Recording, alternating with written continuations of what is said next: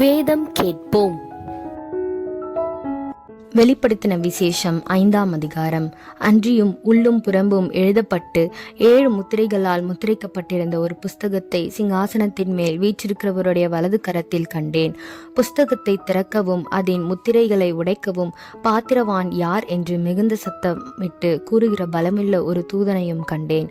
வானத்திலாவது பூமியிலாவது பூமியின் கீழாவது ஒருவனும் அந்த புஸ்தகத்தை திறக்கவும் அதை பார்க்கவும் கூடாதிருந்தது.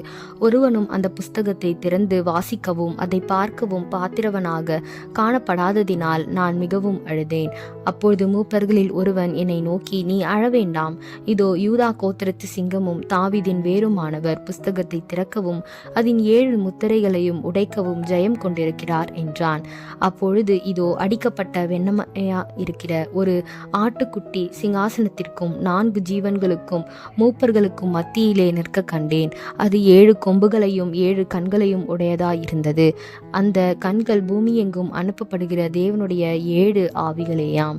அந்த ஆட்டுக்குட்டியானவர் வந்து சிங்காசனத்தின் மேல் உட்கார்ந்தவருடைய வலது கரத்தில் இருந்த புஸ்தகத்தை வாங்கினார். அந்த புஸ்தகத்தை அவர் வாங்கின போது அந்த 4 ஜீவன்களும் 24 மூப்பர்களும் தங்கள் தங்கள் சுர மண்டலங்களையும் பரிசுத்தவான்களுடைய ஜபங்களாகிய தூப வர்க்கத்தால் நிறைந்த பொற்கலசங்களையும் பிடித்து கொண்டு ஆட்டுக்குட்டியானவருக்கு முன்பாக வணக்கமாய் விழுந்து, தேவரீர் புஸ்தகத்தை வாங்கவும் அதன் முத்திரைகளை உடைக்கவும் பாத்திரராயிருக்கிறீர்.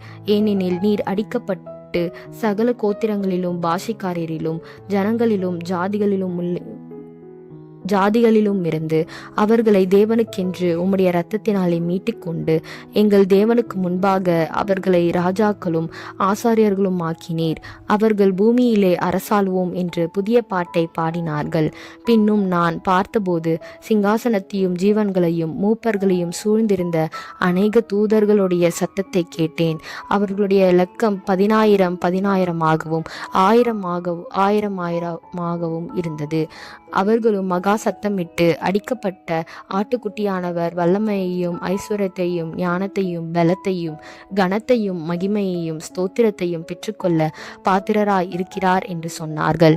அப்பொழுது வானத்திலும் பூமியிலும் பூமியின் கீழும் இருக்கிற சிருஷ்டிகள் யாவும் சமுத்திரத்தில் உள்ளவைகளும் அவருள் அடங்கிய வஸ்துக்கள் யாவும் சிங்காசனத்தின் மேல் வீற்றிருக்கிறவருக்கும் ஆட்டுக்குட்டியானவருக்கும் ஸ்தோத்திரமும் கனமும் மகிமையும் வல்லமையும் சதா காலங்களிலும் உண்டாவதாக என்று சொல்ல கேட்டேன்.